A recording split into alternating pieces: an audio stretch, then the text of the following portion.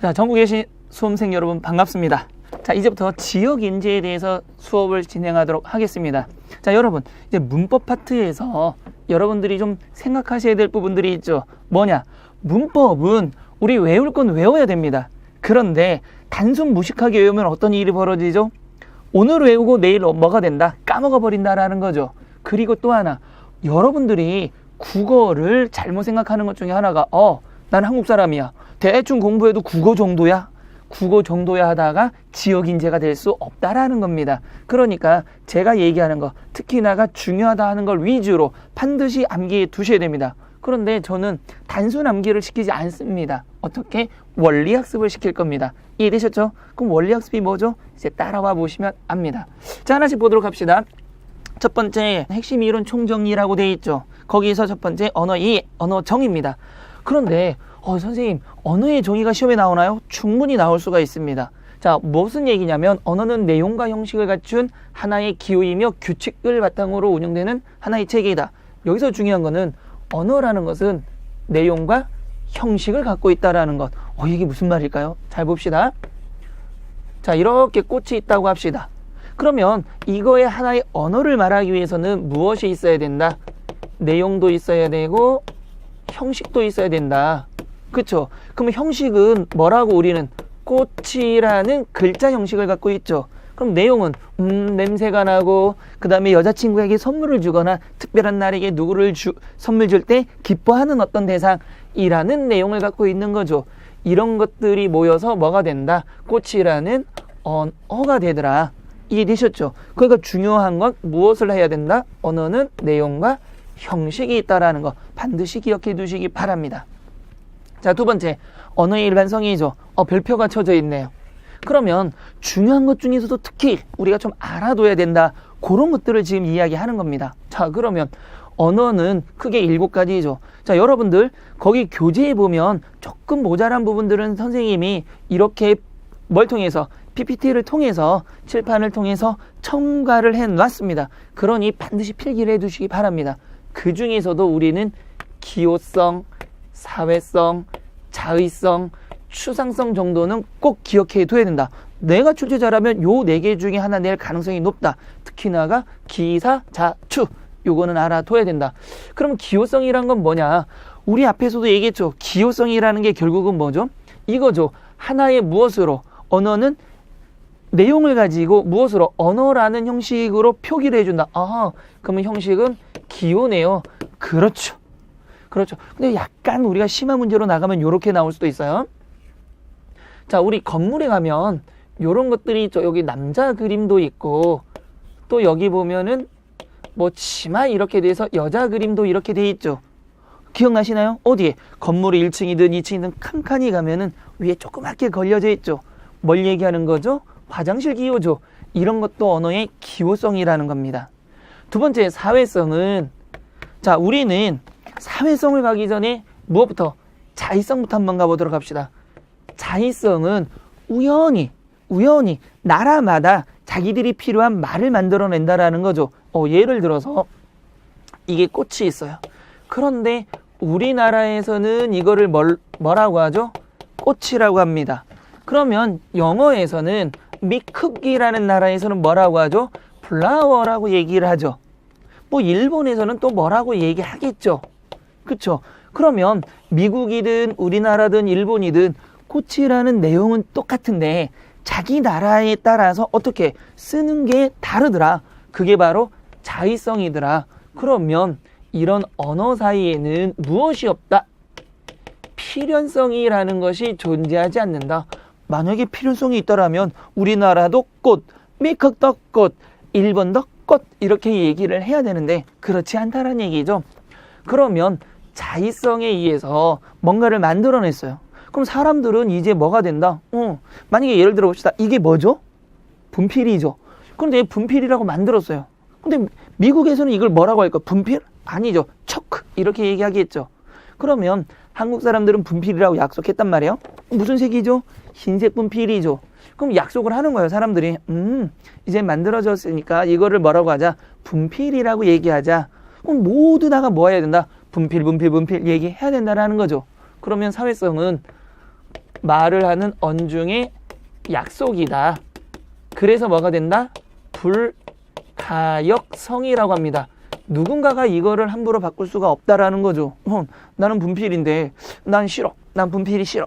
난 이거를 백인이라고 할 거야. 그랬단 말이에요. 그럼 내가 어느 날 그 친구에게 야, 하얀 분필을 한 박스만 갖고 오려면 백인을 100명 갖고 오겠죠. 나야 땡큐인데 그러면 언어 생활이 이루어질 수 없다라는 거죠. 그래서 사회성은 언중의 약속이고 한 개인이 바꿀 수가 있다 없다? 절대 없다라는 거죠. 그게 바로 사회성입니다. 그러면 역사성은 뭐죠? 이거는 불가역성인데 얘는 가역성이죠. 변한다는 얘기죠. 이게 선생님 안 변한다면서요? 그럼요. 그런데 오랜 시간이 지나다 보면 사람들이 안 쓰는 말이 생기게 해요. 그러면 그 말은 어떻게 되죠? 사라져 버리죠. 예를 들어서 우리는 예전에 매라는 말을 썼습니다. 근데 매 아시나요? 지금 아마 매를 알고 있으면 이거 한 300년 산 사람이죠. 매는 지금의 뭐가 된 거죠? 산. 그러니까 매라는 말은 사라져 버리고 뭘 사용하더라? 이제 사람들은 산. 그렇죠. 가람. 지금 보면서 가람이란 말 쓰는 사람 있나요? 이건 거의 별에서 온 그대의 김수현이죠. 그럼 몇백 년을 살아버리는 거죠. 가람이란 건 지금 이런 말을 쓰지 않고 뭐라고 쓴다? 강이라고 쓰는 거죠. 사람들이 오랜 세월 동안 하다 보니까 쓰는 말이 있고 의미가 변하는 말도 있죠. 그런 것들이 바로 역사성입니다. 그러면 의미가 변하는 게 뭐죠? 어여쁘다. 가엽다. 원래는 어여쁘다가 가엽다란 뜻이죠. 근데 지금 어여쁘다가 뭐죠? 예쁘다. 아이고 이쁜 놈. 이런 걸 쓰는 거죠. 그러면 이거는 언어가 뭐가 되는 거죠? 변화하는 거죠. 이 언어는 뭐가 되는 거죠? 소멸되는 거죠. 이런 것들이 바로 언어의 역사성입니다. 자, 분절성이란 건 뭐냐면 여러분 이렇게 생각해 봅시다. 턱이 어디죠? 난 이렇게 물어볼까요? 턱이 어딜까요? 이거 보는 그 수험생들 따라해봐야 돼요. 턱이 어디예요? 턱. 여기. 자, 근데 턱 돌아간단 말 들어봤죠? 맞으면 턱 돌아가죠? 딱 맞으면 턱만 쏙 돌아가나요? 아니죠. 뺨은 어디예요? 보통 뺨 하면 여기부터 여기까지 이럴 거예요. 뺨 맞았다는 그럼 여기 맞으면은 뭐예요? 턱 맞은 거예요? 뺨 맞은 거예요? 불분명하죠. 그럼 하나만 더 해봅시다. 이마가 어딜까요? 보통 이마가 어디냐라고 물어보면 현장에서는 사람들이 눈썹부터 시작해서 머리털이 있는 데까지요. 그러면 이 탈모가 있으신 분들은 이마가 어떻게 뒤까지 가나? 절대 그렇지 않죠. 그러니까 우리가 불연속적인 세계를 어떻게 된다? 원래는 불연속적인 것을 어떻게 연속적인 것으로 뭐한다? 끊었다. 어떻게? 임의적으로 끊어 사용하는 것을 분절성이라고 하는 겁니다. 그 다음에 개방성은 단어라든가 문장을 우리는 무궁무진하게 만들어낼 수 있죠. 철수가 밥을 먹었다. 철수가 빵을 먹었다. 철수가 점심을 먹었다.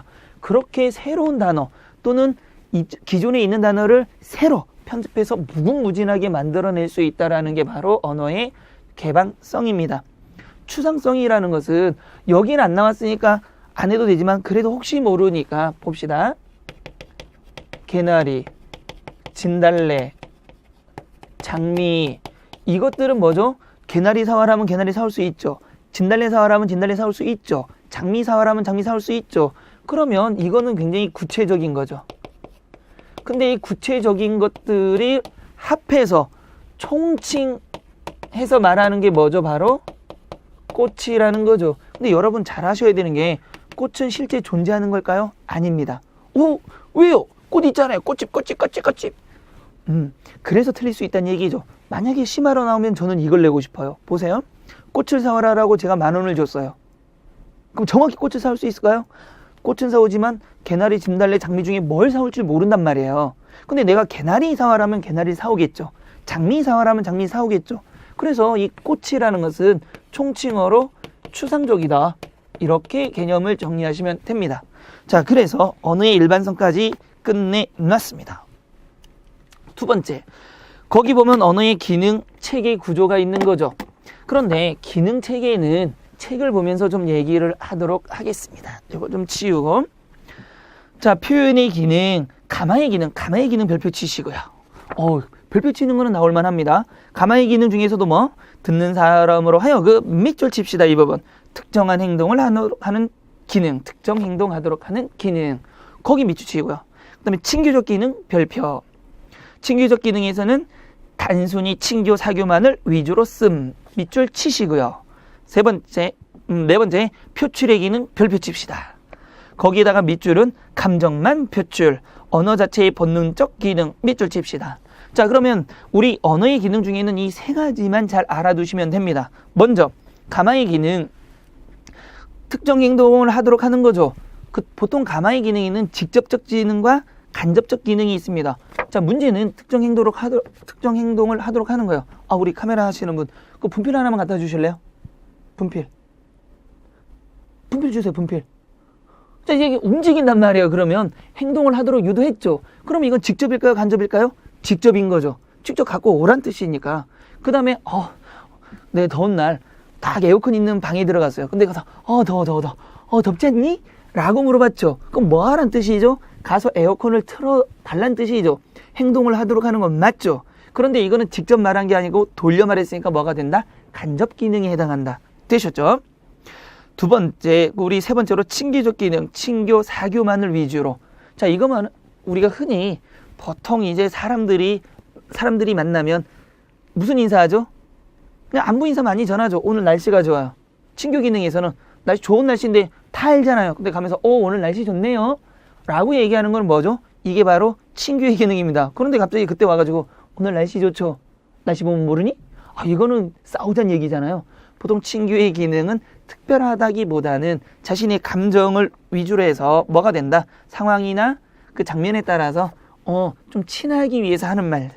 보통 이제 지나갈 때 오늘 뭐 점심 먹었어요? 이렇게 얘기하죠. 보면 몰라? 요즘에 굶는 사람 있어? 이건 싸우자는 얘기죠. 그러니까 이런 모든 것들이 뭐다? 친교의 기능에 해당한다. 네 번째로 표출 기능이죠. 감정만 표출하는 것. 즉 언어 자체의 본능적 기능. 이게 무슨 말이냐면 넘어지면 어떤 말을 하죠? 넘어졌을 때 아야 이렇게 얘기하죠. 근데 딱 넘어지는데 누가 뒤에서 나를 밀었나 봐. 그래서 내가 이렇게 넘어졌어. 생각해보니 아프네. 이렇게 얘기하는 이 들떨어진 사람은 없단 말이에요. 그러니까 순간적으로 뒤에서 누가 딱 놀랬을 때 엄마! 놀래거나 아니면 멋진 해가 떠오르면 우와 하거나 아니면 진짜 괜찮은 이성 친구가 딱 지나가면 막 이런 것들. 이렇게 감정적으로 아무 생각 없이 툭 튀어나오는 말. 그런 것들을 뭐라고 한다? 우리는 표출적 기능이라고 얘기하는 겁니다. 축구에서 골 넣으면 뭐하죠? 하고 외치죠. 그것도 역시 표출적 기능입니다. 되셨죠? 자, 그래서 우리가 언어의 정의, 언어의 일반성, 언어의 기능, 체계, 구조까지 일단 정리를 했습니다. 그러면 이제 넘어가서 여기서 지금 딱 정리가 된 겁니다. 그럼 여러분 다시 한 번만, 가마적 기능이란 것은 지령적 기능이죠. 뭐 하는 거죠? 특정 행동을 하도록 하는 기능. 이해됐죠? 야, 학교가 뭐 해야 됩니까? 학교 가야 되죠. 그 다음에 간접 지령은 표, 광고, 선거연설, 법률. 표에서 뭐 예를 들면 서울 사람은 깨끗합니다. 그러면 담배 버리려다가 난 깨끗해야 돼. 하면서 안 버릴 수 있죠. 세 번째 친교적 기능. 단순히 친교, 사교만을 위주로 한다라는 것. 맑은 하늘 보면서 아까 얘기했죠. 날씨가 참 좋습니다. 모르는 사람이 어딨어. 그런데 친해보려고. 됐죠? 그 다음에 표출적 기능. 요것도 좀 별표를 쳐야 됐던 거죠. 감정만 표출하는 것. 언어 자체의 본능적 기능. 넘어졌을 때 아이고, 골랐을 때 아싸. 야구 손 놓치면 우와, 이런 것들 전부 다 뭐야? 표출적 기능이다. 그리고 나머지 기능들은 여러분들이 한번 확인해 보시면 되는 겁니다. 되셨나요? 자, 그럼 기출 분석을 한번 보도록 합시다. 다음 글에서 설명하는 언어의 성질. 자, 언어의 성질입니다. 소리와 의미 사이에 소리와 의미죠. 즉 형식과 내용이죠. 이걸 합쳐야 뭐가 되는 거죠? 언어라는 게 된다라는 거 기억해 두시기 바랍니다. 기출문제는 그대로 나올 수가 없죠. 그러니까 변형돼서 나온다라면 이렇게 나올 수 있다. 언어의 성질로 적절한 것. 뭐가 나와야 된다? 소리와 의미가 나와야 되고 형식과 내용이란 단어가 둘 다 나와야 정답이 된다라는 거. 넌 너무 친절한 것 같지 않나요? 그렇죠. 봅시다. 어떤 필연적 관계가 없다. 그러면 이건 뭐다? 자의성이다. 이러면서 여러분 공부를 하는 겁니다. 말하자면 코를 코라하고 가슴을 가슴이라고 하는 것은 우연적 결합이다. 우연적 결합이다. 코를 가슴이라고 해서는 안 될 이유가 없고 가슴을 코나 엉덩이라고 해서도 안 될 이유가 없다. 뭐 때문이다? 자의성에 의한 거다. 근데 이게 만들어지면 뭐가 된다? 사회성을 갖는다. 근데 사회성은 뭐 한다? 시간이 지나면 변한다. 이게 뭐다? 역사성이다. 다 공부됐죠? 자, 두 번째, 다음 대화에서 가장 두드러지는 언어의 기능은 아저씨 안녕하세요. 어디 가세요? 철수로구나. 학교 갔다 오니? 그냥 뭐 하는 거죠? 친하기 위해서 지나가는 사람에게 말을 건네고 있는 거죠. 그래서 무슨 기능이다? 친교적 기능이다. 뭐 이런 건 그냥 풀 수 있어야 됩니다. 자, 이제 넘어가서 국어의 이해입니다. 자, 항상 여러분들 제가 수업할 때 얘기하는 게 뭐냐면 따분하게 하지 맙시다. 즐겁게 수업하자고요. 어차피 가는 시간은 똑같습니다. 그러면 즐겁게 수업하면 금방 시간이 가버리는 거죠. 자, 국어의 이해 보면 국어의 정의, 국어의 정의는 국어는 한민족이 국가를 배경으로 하여 사용하는 무슨 언어다? 개별 언어다. 그러니까 미국은 영어를 쓰는 거고 한국은 우리말을 쓰는 거고 일본인들은 히라가나 가타카나랑을 쓰고 뭐 중국은 한자를 쓰겠죠. 그래서 개별 언어이며 국민교육상 표준어로 삼는 언어이다. 표준어 개념은 알죠. 교양 있는 서울 사람들이 어디에서 서울 사람들의 뭐 계층, 중간 계층, 배운 사람들의 계층에서 쓰는 것 이런 것들이죠. 그런데 문제는 통사상의 특징에서 시험에 나올 거리가 있다라는 거죠. 뭘까요? 문장은 주어 그 다음에 서술어 순으로 배열되는 것이 원칙이다. 이거는 무엇과 다르다? 영어의 어순과 다르죠. 영어는 목적어, 서술어 이게 아니라 서술어, 목적어가 나오죠. 근데 우리나라는 항상 서술어가 마지막에 나옵니다. 그래서 우스갯소리로 이런 말 하죠. 한국말은 뭐 해봐야 된다? 끝까지 들어봐야 된다 라는 말이 나옵니다. 그래서 사랑하는 연인끼리 이런 말 하죠. 철수하고 영희하고 사귀었어요. 근데 철수가 어느 날 가서 영희한테 영희야 난 너랑 사귈 수가 없어. 너를 너무 좋아하는데 우리 집에서 너를 너무 반대해 라고 말하고 싶은데 슬퍼하는 너의 모습을 보니 나는 더 이상 그렇게 말할 수가 없구나 라고 하고 싶지만 우리 할아버님이 절대 반대해서 너를 도저히 사귈 수가 없어 라고 얘기하고 싶지 이러다가 싸대기 맞는 거죠. 왜? 서술어가 끝나지 않았으니까 말이 안 끝나는 겁니다. 자, 수식어는 관용어, 부사어는 피수식어, 체언, 용언 앞에 놓인다. 이 부분은 나중에 문법 파트에서 더 자세히 배웁니다. 그 다음에 높임법이 발달되어 있다. 한번 밑줄 쳐놓읍시다. 높임법이 발달되어 있다. 조사와 어미가 발달되어 있다. 접사가 발달되어 파생어가 많다. 접사라는 것은 앞에 붙으면 접두사, 뒤에 붙으면 접미사. 역시 뒤에서 또 자세하게 배웁니다. 여섯 번째, 주어가 생략되는 경우가 많다. 요거 조심하셔야 돼요. 우리나라 문법은 주어도 생략이 되고 뭐도 생략된다? 조사도 생략이 된다. 이해되셨나요? 어미도 경우에 따라서는 생략이 가능합니다. 요거 조심하셔야 된단 말이에요. 그런데 서술어만큼은 뭐가 될 수 없다? 생략할 수가 없다. 왜? 말이 안 끝나니까. 요런 것들이 나중에 혹시 심화 문제에서 나올 수도 있다라는 겁니다. 그러니까 꼭 기억해 두시고요. 단수, 복수 및 시제 표시가 불분명하다. 왜냐면 영어는 복수 개념이 있지만 우리는 그런 게 없어요. 또 남녀의 성구별이 없으며 이게 무슨 말이냐면 선생님 왜 남녀가 성구별이 없어요? 쟤는 남성이고요. 나는 여성. 미안해요. 난 남성이죠. 저는 남성이고요. 쟤는 여성이잖아요. 이렇게 얘기할 수 있지만 여기서 성구별이란 건 뭐냐면 언어에서 여성의 언어와 남성의 언어를 얘기합니다. 뭐 독일에서는 남성의 언어와 여성의 언어가 따로 있고 쓰이는 게 다릅니다. 근데 우리나라에서는 뭐 여성의 언어라고 해서 뭐 해를 여성의 언어, 달을 남성의 언어 이렇게 구분하지 않습니다. 근데 독일은 구분합니다. 이런 식으로. 그런 게 없다고 관사, 관계, 대명사가 없다. 뭐 이건 알죠. 이건 영어에서 쓰이는 거니까. 그래서 이 네 가지 위주로 좀 잘 보아두시면 됩니다. 자, 넘어가셔서요. 어휘상의 특징입니다. 이런 것들은 여러분 책에는 페이지 수가 굉장히 많지만 사실은 나올 거리는 정해져 있다라는 거죠. 자, 어휘상의 특징이니까 일단은 한자가 매우 많다라는 건 다 아실 겁니다. 왜? 우리는 기본적으로 우리나라 말이 옛날에 없었죠. 그러다 보니까 한자 차용이 있었죠. 언제부터? 신라시대부터. 그리고 고려시대에 오면서 굉장히 심하게 많아졌죠. 그래서 우리는 한 8만 개 이상의 한자 단어라고 합니다. 왜냐하면 고려시대에는 과거가 있다 보니까 뭐가 없었죠? 한글이 없었죠. 그러니까 한자를 많이 배우기 시작했던 거죠. 자, 자음이나 모음을 바꿈으로써 어감을 달리하는 음성상징어가 발달되어 있다. 봅시다. 졸졸 물이 흐르는 거랑 줄줄 물이 흐르는 거랑 뭐만 바꿨죠? 지금 모음만 바꿨죠. 근데 졸졸 흐르면 물이 조그맣게 좀 졸졸졸 흐르는 느낌이고 줄줄이면 많이 흐르는 느낌이죠. 그렇게 하면서 어감을 달리한다라는 얘기죠. 어떤 어감이죠? 작고 예쁜 어감이라면 여기는 좀 많죠. 우리 좀 더러운 얘기인데 오줌을 졸졸 싸면 애기 느낌이죠. 줄줄 싸면 어떤 거죠? 술 먹은 아저씨 느낌이죠. 좀 안 좋은 거죠. 안 좋다는 건 아닙니다. 자, 문법적 관계를 나타내는 조사 어미가 풍부하다. 알죠? 철수가, 철수를, 철수도, 철수만 많이 들어가죠. 그쵸? 그 다음에 어미 같은 경우는 기본형이 먹다에다가 먹다, 먹고, 먹으니, 먹어라, 먹어서, 먹자 다 되죠. 먹느냐. 그럼 풍부하다. 그 다음에 존경어가 발달되고 감각어가 풍부하다. 이건 우리나라의 특징입니다. 존경어라는 건 높임법이죠. 왜 그러냐면 대가족 사회였습니다. 우리나라가. 그러니까 할아버지, 아버지, 삼촌, 형 쭉 있다 보니까 반말하기가 어렵죠. 그 속에서 높임말을 쓰다 보니까 존칭어, 높임법, 높임말이 발달되기 시작하는 겁니다. 이건 유교 사회와 대가족 사회의 특징입니다. 근데 미국은 그렇지 않고 개인주의 사회다 보니까 아버지한테 헤이 파더 막 이러죠. 오늘 집에 가서 아버지한테 헤이 아버지 한번 일해 보세요. 아마 관을 짜야 되는 일이 생길 수도 있어요. 그러면 안 됩니다. 감각어.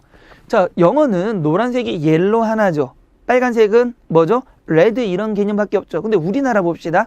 노란색은 감각적으로 굉장히 많이 표현합니다. 노랗다, 센 노랗다, 누리끼리하다, 누르쭈쭈하다, 노르스름하다. 이해되죠? 보세요. 센 노랗다 이해돼요, 안 돼요? 어떤 느낌인지 알죠? 진짜 노란 거예요. 근데 누리끼리 하면 노란데 그렇지 않은 거. 우리는 이런 감각어가 발달되어 있다라는 겁니다. 자, 네 번째 의문상의 특징은 처음으로 별표가 2개 나왔어요. 그만큼 이게 뭐가 된다? 출제가 많이 된다. 그러면 문법에서는 이건 수능도 그렇고 고등학교 내신도 그렇고 공무원도 그렇고 지역 인재도 그렇고 다 잘 나오는 겁니다. 그러니까 별표를 2개씩이나 제가 해드렸죠. 자, 봅시다. 국어는 개통상 알타이어죠. 형태상 교차거, 부차거, 첨가에 속한다. 이게 중요한 게 아닙니다. 두 번째, 모음 조화 현상. 이거는 이제 문법에서 다시 배웁니다. 두음 법칙 이것도 배웁니다. 됐죠? 자음은 19개, 단모음 10개, 이중모음 11개를 포함하여 자음은 없어도 음절이 이루어지나 모음은 반드시 이거를 봅시다. 이렇게 적어놓으면 학생들이 이게 뭐지? 라고 생각할 것 같아서 봅시다. 자음은 뭐죠? 자음이란 건 뭐죠? 기역, 니은, 디귿, 리을 이렇게 되는 거죠. 모음은 아야, 어여, 오요, 우요, 띵띵띵 이렇게 되는 거죠. 자, 그런데 선생님 왜 자음이 없는데 말이 돼요? 말도 안 되는 보세요. 철수라는 게 있습니다. 그러면 철에서는 어떻게 되죠? 치읓, 리을이 되죠. 우리 이런 걸 초성, 중성, 종성이라고 합니다. 그렇죠. 그럼 수는 시옷, 수니까 시옷과 우가 있는 거죠. 얘는 초성과 중성입니다. 우리 선생님 여기가 없다고? 아니죠. 보세요. 한번 읽어봅시다. 한번 읽어보세요. 한번. 아버지. 그렇죠. 뭐가 없어도 여기 이게 없어도 뭐가 된다? 아버지라고 읽는다. 이해됐나요? 그러니까 여기 초성에는 반드시 자음이 들어온단 말이에요. 그러니까 자음이 없는 글씨도 있다는 얘기죠. 선생님 근데요 이응은 있잖아요. 이거는 자음이 아니죠. 그냥 얘 하나만 쓰기 애매하니까 음가가 없는 이응을 붙여놓은 거죠. 읽어봅시다. 오빠 됐죠? 그런데 얘만 하니까 모양새가 이상하니까 이응을 붙여놓은 거죠. 이건 자음 아닙니다. 그런데 여기에 이거는 뭐가 되는 거예요? 얘는 자음입니다. 종성이 들어오는 건 자음이 맞는데 초성에는 자음이 없이도 가능하다 이겁니다. 됐죠? 근데 모음 없이는 절대 안 되죠. 해봅시다. 뭐야 얘? 이거 읽은 사람이 좀 이상한 거죠. 그러니까 이런 것들 자음은 없어도 음절이 이루어지지만 모음은 반드시 있어야 된다. 요거 단독적으로도 나올 수 있습니다. 음절 끝에 있는 자음은 7개다. 7종성 법칙, 음절 끝소리 규칙, 중화, 대치라고 얘기하는 겁니다. 역시 뒤에서 문법 파트에서 자세히 배웁니다. 파열음과 파찰음은 예사소리, 된소리, 거센소리에 의해서 세 갈래의 대립을 이룬다. 이거는 뭐냐면 자음을 배울 때 좀 더 자세히 배울 겁니다. 그래서 자음 체계에서 굉장히 중요하게 여겨지는 겁니다. 그 다음에 R과 L의 구분이 없다. 그 다음에 리을은 R에 가깝고 종성 L은 L에 가깝다. 이거는 뭐에서? 외래어 표기법에서. 그러니까 이것들이 여러 군데에서 쓰인단 말이죠. 근데 이거는 좀 모아놓긴 했지만 사실은 각각 하나씩 출제가 다 될 수 있는 문제들이라는 거, 여러분 이거 잘 기억해 두셔야 됩니다. 됐나요? 그래서 이런 것들은 이제 뒤로 가면 하나하나 자세히 여러분들이 배울 겁니다. 자, 기출분석으로 한번 들어가 봅시다. 자, 한국어의 특성으로 틀린 것은 한국어는 첨가어이다.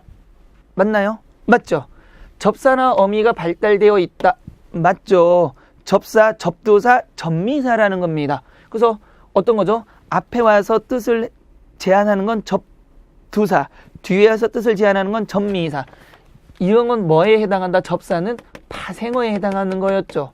그래서 분명히 파생어라는 거 잠깐 나왔었습니다. 즉 어미가 발달되어 있다, 이것도 나왔죠. 어미는 용언입니다. 용언은 동사, 형용사에 해당하는 거죠. 그래서 먹다가 있으면 먹고, 먹으니, 먹어서, 먹어라 등등등등. 그러니까 첨가어이므로 첨가가 되는 거죠. 그쵸? 근데 보세요. 그러면 선생님, 그러면 여기 어미는 이제 알겠어요. 첨가되는 거. 근데 접사는 승질이 급한 이제 수험생을 위해서 내가 오친절해요. 진짜 친절하게 한번 미리 얘기해 줄게요. 자, 예를 들어 봅시다. 우리가 뭐가 있죠? 사랑의 종류가 있어요. 사랑은 어떤 사랑이 있을까요? 첫사랑이 있을 수도 있고, 마지막 사랑이 있을 수도 있고, 뭐 중독된 사랑이 있을 수도 있고. 됐죠? 그럼 사랑인데 첫, 마지막, 중독된, 뭐가 들어간 거죠? 접두사가 들어간 거죠. 그럼 이런 것들이 여러 개 들어갈 수 있다라는 겁니다. 두 번째, 한국어에는 주어가 잇따라 나타나는 문장 구성이 가능하다. 그러면 주어가 몇 개 이상이 나온다? 2개 이상 나올 수 있다. 주어 하나 아닌가요? 그렇게 생각하면 이제 시험 못 본다는 얘기입니다. 볼까요?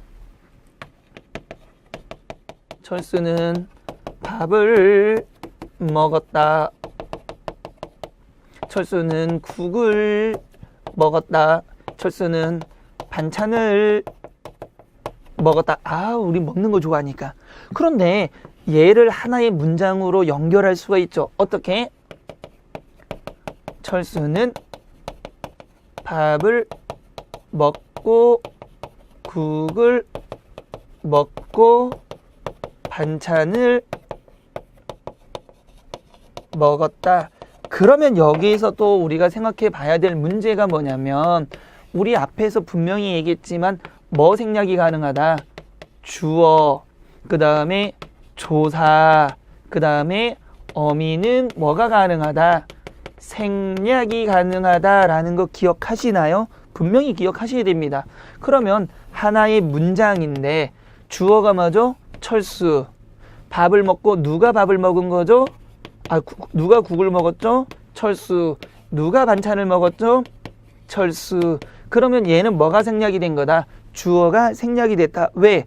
행위를 한 주체가 모두 같은 대상이니까 대상이 같을 때는 여러 번의 주어를 사용하지 않는다. 그래서 이럴 땐 생략을 한다. 이해되셨나요? 그러면 이제 이 문제로 다시 넘어와 보면 한국어에는 주어가 잇따라 나타나는 문장이 가능하다. 주어가 잇따라 나타난 거죠. 근데 단지 뭐 한 거죠? 생략을 한 것밖에 없습니다. 여러분들 이거 잘 생각해야 된단 말이에요. 이 문제 그대로 시험에 나온다 안 나온다? never! 절대로 똑같이 안 나올 거란 말이에요. 그러니까 이 문제를 변형하면 이게 된다는 얘기죠. 뭐가 된다? 주어 생략이 가능하다. 대박! 됐죠?